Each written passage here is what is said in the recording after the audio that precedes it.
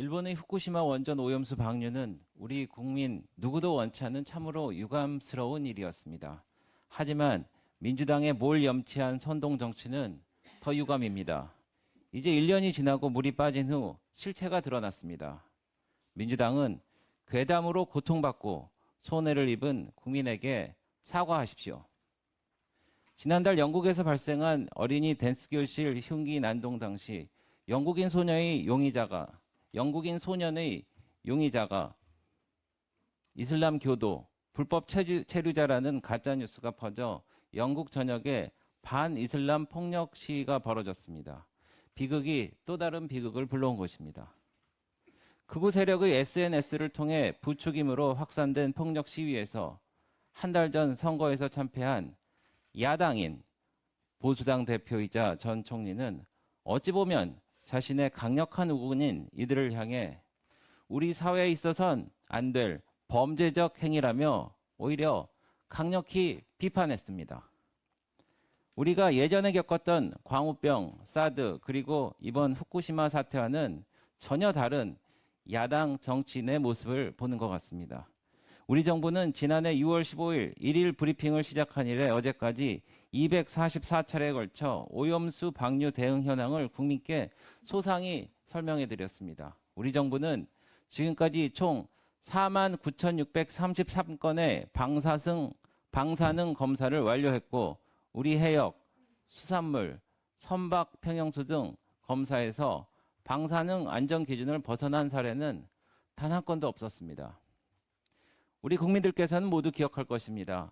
미국산 소고기 수입 결정 당시 뇌송송 구멍탁 괴담으로 한국경제연구원 2008년 9월 발표한 촛불 시위의 사회적 비용 보고서에 의하면 약 3조 7천억 원이 넘는 사회적 비용이 들었습니다. 거짓말로 종결된 사드 괴담 당시 전자파에 튀겨질 것 같다며 형형색색의 파마머리 가발을 쓰고 노래를 불렀던 당사자는 다름 아닌 민주당 국회의원들이었습니다.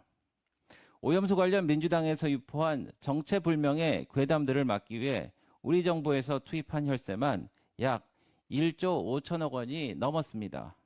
매출 감소 걱정으로 밤잠을 설쳤던 종사자분들과 거짓 선동으로 먹거리 안전에 불안에 떨었던 국민들, 여기에 더해진 우리 공직자들과 어민들 피땀은 이루 말할 수 없을 것입니다.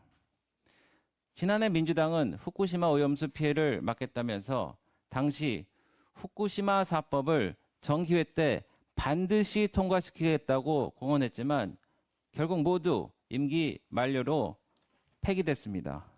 법안만 모두 9개였습니다.